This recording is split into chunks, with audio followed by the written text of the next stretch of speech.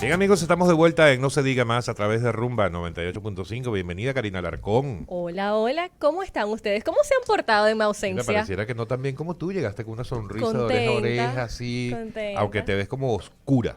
Estoy de negro. Vayan a las redes sociales para que me vean. No se diga más radio en Instagram, no se diga más RD en Twitter. Y en www.rumba985fm.com. Bueno, habíamos anunciado antes de la pausa que está con nosotros nuestro primer invitado. Se trata de Antonio López Vega. Él es director del Instituto Universitario de Investigación Ortega y Gasset de la Fundación Ortega Marañón. Con Antonio podemos hablar de muchos temas, podemos hablar de muchas cosas como académico al fin. Pero vamos a darle orden a la conversación. Y antes de hablar de uno de los temas que seguramente será de mucho interés de nuestros oyentes, como son las oportunidades de estudios superiores en España, vamos a empezar a hablar de geopolítica. Y el tema que en este momento está en boga en temas de geopolítica definitivamente tiene que ver con el conflicto entre Rusia y Ucrania. Hay una serie de escritos que he estado viendo en los últimos días eh, que hacen referencia a que Putin se está encontrando con una supuesta realidad que pareciera no era la que tenía en mente cuando decidió ir adelante con el tema de la invasión a Ucrania. Pero en una situación como la de Rusia y Ucrania, uno no sabe definitivamente a quién creer. Y mira que te lo estoy diciendo yo como comunicador.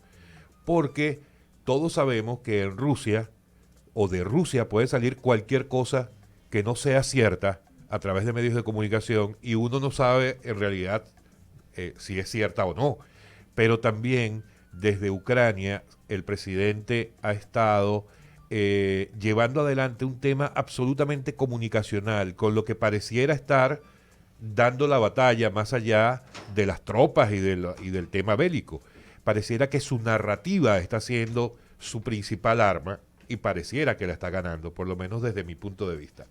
¿Cómo lo ve usted? Y fue una introducción larga, pero quería poner en contexto la conversación. Bueno, buenas tardes, Norisbel, Karina, Alex. Muchísimas gracias por recibirme aquí en Rumba FM. De verdad que me siento muy honrado de compartir este rato con todos ustedes. Yo creo que el planteamiento que has realizado es muy certero porque, claro, yo soy historiador, yo soy profesor titular de Historia Contemporánea de la Complutense, el instituto es de la Complutense, y lo primero que uno enseña en Historia de Europa del siglo XIX es que Rusia es una de las viejas naciones de Europa y que Rusia es Europa. Y por tanto, cuando uno sigue enseñando la historia del mundo en el siglo XX, primero Rusia, luego la Unión Soviética y ahora otra vez Rusia, una de las cosas que sabemos bien es que los servicios de inteligencia rusos son buenos. O sea, no, tenían previstos todos los escenarios. O sea, no. Entonces, es verdad, yo comparto contigo ese análisis que uno escucha algunas cosas en televisión y en algunos analistas y como si no hubiera esperado todo en cualquier guerra, desde luego de los últimos 150 años, se prevén todos los escenarios. Y Putin y su Estado Mayor seguro ha previsto también este escenario. Y por tanto, en fin, la guerra efectivamente se libra en varios frentes. El mediático, que es el que está jugando Zelensky de manera muy fuertemente, ¿no? Como hemos visto hoy en el Congreso de los Estados Unidos con ese vídeo tan impactante donde efectivamente sí, los community managers han impresionado, porque claro, todos nosotros, cómo no conmovernos con esa destrucción, esa muerte, esos niños, esas mujeres, esos hombres despedazados y ese nivel de destrucción. Pero sobre el ámbito de la realpolitik, de la geopolítica y de más allá de las batallas, de cómo ganar la batalla de la opinión pública, porque tú puedes ganar una guerra, como ha ganado Estados Unidos en los últimos años varias, y perder la batalla de la opinión pública, como también las ha perdido en los últimos años, ¿no? Y por tanto no es lo mismo ganar la batalla de la opinión pública que ganar la batalla militar, que ganar la batalla política, que ganar la batalla económica. O sea, que hay varias guerras en varios escenarios y no necesariamente se tienen que ganar todas en todos los escenarios, y por tanto esto es muy importante, ¿no? Y Ucrania, además, es un país muy especial. Porque, bueno, ya todo el mundo, nuestros oyentes habrán escuchado con total seguridad que tiene varias de las commodities más relevantes del mundo. No insistamos en esto porque todo el mundo lo sabe. Pero claro, Ucrania, digamos, sobre aviso no hay traidor. En 2014 se invadió Sebastopol, Crimea, en fin, y Rusia, y desde luego la retórica del presidente Putin viene de tiempo atrás insistiendo en, digamos, lo que es su idea de Rusia, que entronca mucho más con la Rusia zarista, por cierto, y con la autocracia del siglo XIX, que con la soviética stalinista de Federación de Estados Soviéticos, en mi humilde opinión, ¿no?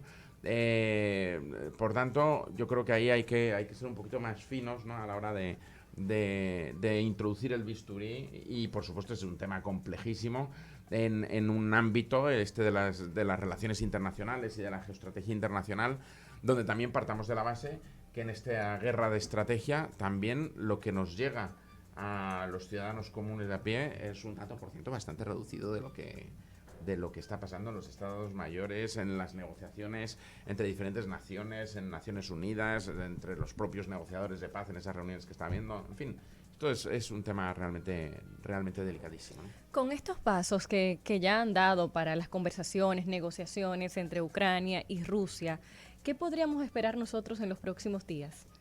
Bueno, los que somos occidentales bien intencionados, Sí. como todos los que estamos en esta mesa, lo que esperamos es que se acabe la guerra, ¿no? Eso Sí. para empezar, ¿no?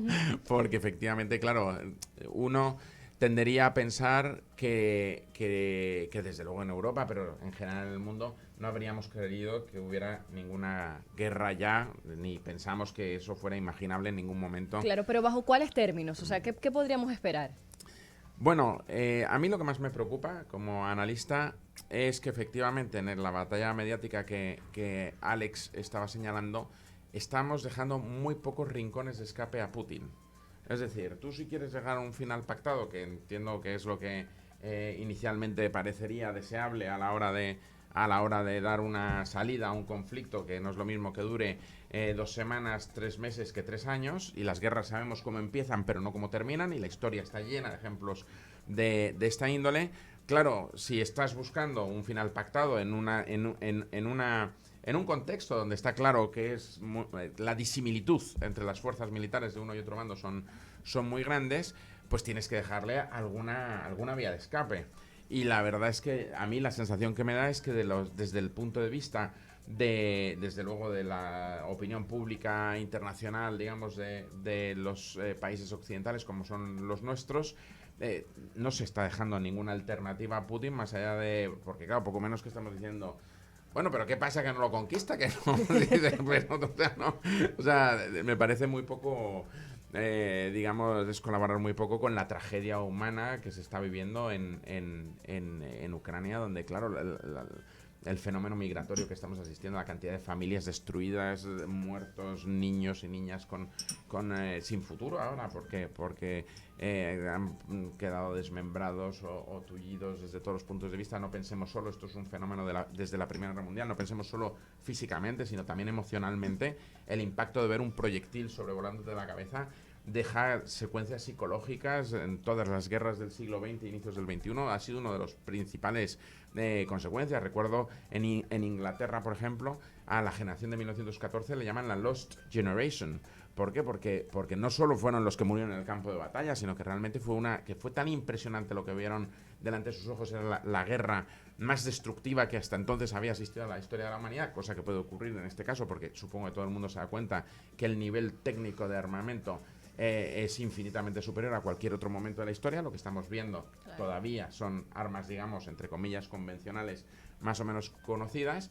Imaginemos qué sucedería si realmente se hace una escalada en el empleo de armamento militar. Uno de los análisis, digamos, que comparten todos los geoestrategas del mundo es que, claro, de momento está utilizando el ejército ruso un tipo de armamento, digamos, muy del siglo XX, entre comillas. En el momento en que eso escale, vamos a ver qué pasa, porque además parece que entre medias, entre este tipo de armas que estamos viendo en televisión y lo siguiente, no hay escalas medias, ya son bombas de racimo y bombas nucleares, y por tanto eso es un riesgo para la humanidad entera. Se equivoca quien piense que porque está a 13.000 kilómetros, digo, ya que estamos en esta bellísima ciudad, está exento de peligros. Hay un escape radiactivo, eso va a los mares, va al aire, lo saben en Europa desde luego por Chernóbil. O sea, esto es una tragedia planetaria y ninguna nación, ninguna latitud estará exenta, si eso llega a suceder, del efecto devastador de todo eso, ¿no? He visto muchos comunicadores, algunos que están de acuerdo con Vladimir Putin, otros que lógicamente están de acuerdo con Ucrania y con el presidente ucraniano. Entonces, si fuéramos a ponerlo en contexto, ¿por qué se da esta guerra realmente? Bueno, eso nos da para un doctorado y tiene varios niveles de análisis, ¿no? Lo que sí me gustaría transmitir, digo más que porque se da, porque realmente hay libros escritos ya puede cualquiera en internet puede ver, digamos, invito a leer, por ejemplo, los artículos que ha publicado, que están en abierto, Orlando Figes, que es el gran historiador de Rusia y de la Unión Soviética del último siglo, y tiene unos libros estupendos, cualquiera lo puede toquear. Yo invitaría a pensar sobre lo siguiente. Digo, ¿por qué ha sucedido y por qué no se actuó conforme a lo que Rusia es en la historia del mundo occidental? Rusia es Europa. En términos culturales, Pushkin, Dostoyevsky, Tolstoy, por supuesto la monarquía de los zares, luego el régimen soviético, es en el fondo buena parte de los países del este de Europa tuvieron, ¿no?, durante buena parte del siglo XX toda esa filosofía política destructiva y totalitaria como fueron los fascismos, pero digamos que no fue solo Rusia, fue Polonia, Hungría, Yugoslavia, la antigua Yugoslavia. Y sin embargo, en todos esos países que entonces llamamos satélites de la Unión Soviética, se evolucionó hacia su integración en Europa, hoy Europa de los 27. Mi pregunta, y creo que es donde hay una responsabilidad muy seria de los liderazgos, sobre todo europeos, de 1990 hasta hoy, es ¿por qué Rusia no es Europa o no ha sido Europa? Habría sido lo más inteligente tratar de generar esos lazos, entre otras cosas, por la dependencia energética que tienes. O sea, pero es que Rusia es Europa desde el punto de vista histórico, ¿no? Y por tanto, creo que el por qué se contesta en el sentido de es que no trataron a Rusia como Europa. Y eso es muy grave, porque la OTAN puede ser un sistema de defensa, pero ojo, un sistema de defensa que se crea en 1949 para un contexto frente al Pacto de Varsovia. Pero es que el Pacto de Varsovia ha desaparecido. Entonces, todo eso se debió reformular en 1990, donde la ausencia de liderazgos geoestratégicos no entendió, oye, bueno, hemos tenido 50 años desde la Segunda Guerra Mundial hasta aquí en un mundo bipolar. Les recuerdo que en aquel contexto Fukuyama dijo aquello del fin de la historia, que todos los analistas de ciencias sociales dijimos es un disparate, porque no es verdad que el sistema democrático se pueda expandir por el mundo y solo vayamos a asistir, ¿no?, a cómo se expanden, ¿no?, las bondades de la democracia y del sistema capitalista liberal, porque las culturas, las civilizaciones, como diría luego Huntington, son muy distintas en el mundo y además no es obligatorio. Y así se ha demostrado. Hay quien piensa, por cierto, un nivel de análisis muy interesante. Voy a dejar dos pinceladas, que claro, desde la pandemia y con el 2008... también asistimos a la crisis del otro bloque. Primero cayó el bloque comunista en 1990. Hay quien sostiene que a partir de 2008 el capitalismo financiero colapsó y por tanto hay que ir a una especie de otro Bretton Woods, ¿no?, otra refundación del sistema, digamos, económico mundial. Y por tanto, bueno, hay que replantearse muy seriamente a qué estamos asistiendo.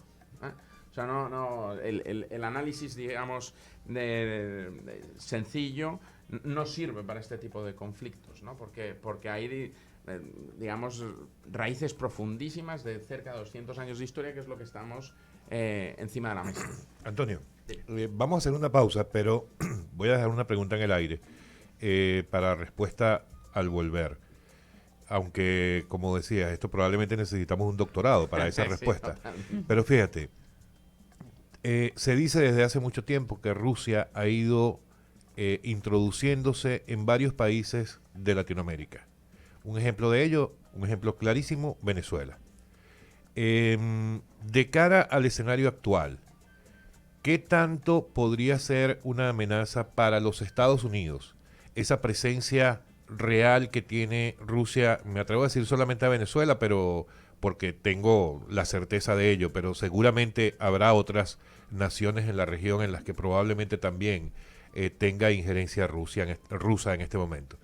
Y eso lo sumo a una declaración que dio Joe Biden, el presidente americano, esta semana, en los últimos días, que a mí me sorprendió que casi que pasó por debajo de la mesa, con la gravedad de sus palabras, cuando dijo que eso podía llegar a una tercera guerra mundial.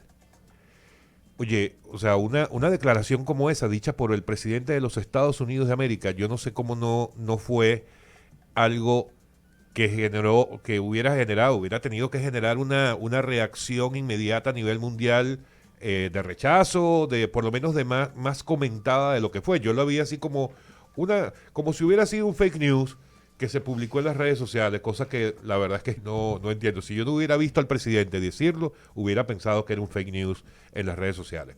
Pero bueno, uniendo esas dos cosas, ¿cómo podemos verlo de cara al futuro y sobre todo a corto y mediano plazo? Amigos, estamos conversando con Antonio López Vega, director del Instituto Universitario de Investigación Ortega y Gasset, en No Se Diga Más. Ya estamos de vuelta en No Se Diga Más a través de Rumba 98.5. Nos daba un poco de risa porque es muy fácil decir que lo están haciendo mal o lo están haciendo bien desde aquí, desde una silla, en un estudio, además en República Dominicana, la principal isla del Caribe, El paraíso decir terrenal. esas cosas. Pero para retomar entonces la pregunta que había dejado al aire, Antonio, ¿cómo podemos ver esto? O sea, la posible injerencia que desde ya tiene Rusia o desde hace años tiene Rusia en algunos países de la región frente a una posibilidad que plantea el propio presidente americano Joe Biden de que esto podría llegar a una tercera guerra mundial. Y por otro lado, una cosa que decías y que no incluí en mi pregunta, pero que es una absoluta realidad, el tema también China-Taiwán, que con unas características muy similares a las actuales de Rusia y Ucrania. O sea, cuando mezclamos todo eso en un solo cóctel, ¿qué podemos pensar a corto y mediano plazo? Y lamentablemente con muy poco tiempo para conversar, ¿no?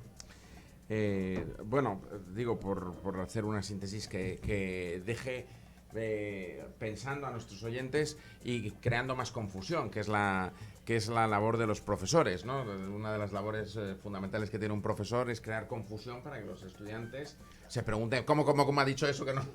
Y entonces eso es a la hora al contrario que los médicos, que son, como sabéis, las personas con mayor prestigio social en nuestras sociedades, ¿no? En todo el siglo XX la profesión médica es la que en los barómetros institucionales con científicos son los más valorados por nuestras sociedades. Ellos, digamos, son muy mesurados a la hora de hacer sus diagnósticos para controlar, digamos, el pánico. La función de los profesores es suscitar, darse cuenta que las cosas efectivamente son de una complejidad extraordinaria.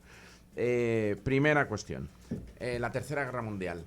Desde 2008, cuando existe la quiebra de los grandes bancos de inversión y se entra en aquella crisis sistémica, ¿no?, del sistema mundial, no era cíclica, del sistema financiero mundial, no pocos analistas, decenas de los analistas más importantes del mundo dijeron, bueno, la anterior crisis sistémica solo se resolvió con la Segunda Guerra Mundial, que actuó como factor económico dinamizador y, por tanto, no es descartable que los gobiernos del mundo, digamos, deslicen hacia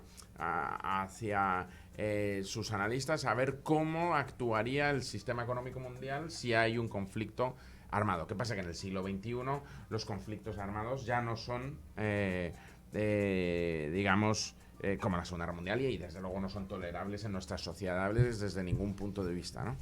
En ese sentido, el segundo aspecto, y eso tiene muchísima importancia para lo que estamos hablando aquí, porque es otro de los parámetros y para mí de los más importantes de esos diversos niveles de análisis de las diferentes guerras que se están librando, si no la más importante, una de las más importantes, y desde luego entre las dos o tres más importantes, son la guerra en ciberseguridad. Sí.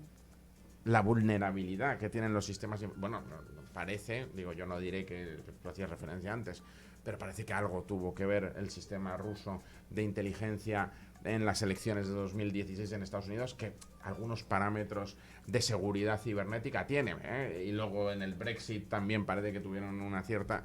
Claro, o sea, el nivel de vulnerabilidad que todos tenemos cuando nuestra vida es digital, cuando nuestra vida es en red, es muchísimo más peligroso. No diré que bombas nucleares, que no, porque destruyen el planeta y por tanto dejamos de existir como raza humana, pero digamos que todo lo demás, ese es un nivel de exposición realmente dramático. Ahí es donde se libra la guerra, porque además es una cuestión para la que no se necesita enormes cantidades, digamos, de inversión en términos como puede ser tecnología militar, sino que eso es gente muy inteligente trabajando en, como se vio con los grandes creadores de los grandes sistemas en talleres, ¿no? ¿Os acordáis, no? Los garajes en California, ¿no? Bueno, pues sabemos que eso es así. Y desde luego China y Rusia tienen personas y analistas del máximo nivel, y a ese nivel la guerra es donde juega una de sus batallas decisivas. Y el tercer parámetro de análisis que digo, pues si queréis que hablemos de esto, claro, el historiador siempre ve la larga duración. Y la larga duración, como decía Henri Pirenne, claro, te dice... Claro, cuando el tiempo histórico iba corto, resultó que llegó la hegemonía de la monarquía hispánica en los siglos XVI y XVII. Luego ya se empezó a cortar los tiempos hegemónicos y llegó la hegemonía francesa de 1648 a 1800, ya un siglo y medio y demás. Llega la británica, 1800 a 1914. La estadounidense, 1914... Hay quien dice que las Torres Gemelas simbolizan, y ahora lo que estamos asistiendo son los estertores de cómo digamos, el imperio norteamericano y su hegemonía internacional se está derruyendo. Lo que parece, simplemente por el parámetro de nivel de deuda que tiene comprada China en todo el mundo, porque tiene comprada la deuda de buena de los países del mundo, China y también de Estados Unidos, por cierto, y por tanto tiene agarrado el sistema económico mundial, aunque son comunistas, pero créanme que esto lo entendieron muy bien con la perestroika y con el... Dijeron, oye, la guerra aquí se libra en los mercados, y crearon aquellos dragones, y además crearon, atención, porque claro, las democracias jugábamos sin derechos sociales y laborales. Es que tú peleas en unos crecimientos exponenciales con gente semiesclavizada, haciendo ropa o industrias o demás, y se han comido África entero, por tanto recursos naturales, la crisis de Sudán del año 2000, no sé cuántos, no me acuerdo del año, discúlpenme, todo eso eso es, digamos, un capítulo de esto que estamos viviendo, de ese cambio de guardia en las hegemonías mundiales. Definitivamente aquí tenemos mucha tela que cortar en ese tema, pero no quiero que se nos acabe el tiempo sin antes preguntarte sobre los programas de maestría que tiene el Instituto de Becas con el MESID. Bueno, nosotros dos cosas a decir eso. Es verdad que han salido las becas MESID estos días. Nosotros desde hace años recibimos a muchos estudiantes dominicanos. El instituto es un instituto internacional donde entre otras cuestiones se estudian estas que estoy explicando aquí hoy, porque muchos de nuestros programas son transversales. Siempre, al ser un instituto de la Complutense, pero interuniversitario, digamos, podemos contar con los mejores profesionales y profesores del mundo, porque es la característica de este instituto, que no hay profesores, digamos, en nómina, sino que el director, en este caso yo, puede contratar para dar las clases a las personas en cualquier lugar del planeta. Excelente. Que más y mejor sepan cada uno de los temas. Y por tanto los programas son muy poquitos, pero de altísima especialización. Estamos muy focalizados, que me acordaba con el inicio del programa, en gobierno y administración pública, en alta dirección pública, en parámetros de transparencia, buen gobierno, gobernanza y demás. Me acordaba ahora que va a hablar el doctor internista, porque somos un instituto Ortega Set que se ha fusionado con la Fundación Gregorio Marañón, un gran médico internista español, y nosotros hemos creado el primer título oficial de bioética clínica, transversal, no solo para médicos o responsables de ciencias de la salud, sino también para filósofos y abogados, porque son temas de una complejidad intelectual realmente sustantiva, y por tanto ahí todos nuestros títulos dan acceso al doctorado, porque son 6 o 7, pero que te abren las puertas a cualquier universidad del mundo donde quieras hacer el doctorado, porque una de las cuestiones que que yo creo que es muy importante en el siglo XXI y desde luego para naciones como las nuestras, para España, para República Dominicana, para el área latinoamericana, es la investigación. Definitivamente. Sin duda, definitivamente. yo lo siento, yo solo digo a los estudiantes cuando entran, digo, bueno, prepárense porque aquí se viene a estudiar. O sea, hay que estudiar, investigar, trabajar, pensar y crear, ¿no? Y eso en nuestros ámbitos es muy relevante. Y estas posibilidades de estudio se puede acceder entonces a través de MESIT. O sea, ¿hay algún programa específico? ¿Son las que acaban de ser anunciadas por el Ministerio? Exactamente. Esto es muy importante, digo, ya que ha comenzado el programa con una cierta crítica a los usos y costumbres del gobierno. Yo me gustaría decir una cosa, y es porque esa es una gran política pública, y no es de este gobierno, sino que viene de varias administraciones atrás. Yo no sé quién lo creó, pero por lo menos desde hace 20 años este país está apostando por la formación en posgrado de sus estudiantes universitarios en el extranjero. Claro, en un país como este que vive en una isla, es muy importante que los chicos y chicas salgan fuera, estudien y traigan lo que aprenden fuera para crear mejores oportunidades y avanzar en cuestiones de igualdad, sobre todo por lo que señalabas tú, y de justicia social, ¿no? que está en el ADN de nuestra institución por Marañón. Sobre todo Marañón fue el primer médico que dijo que la medicina en España tenía que ser una cuestión de Estado, universal, gratuita y de calidad. Pregúntenle al médico qué tal es la sanidad española, que yo no quiero decir. Bueno, muchísimas gracias, Antonio, por estas informaciones aquí en No Se Diga Más. Estuvimos conversando con Antonio López Vega, director del Instituto Universitario de Investigación Ortega y Gasset de la Fundación Ortega Marañón. Gracias, Antonio. Gracias.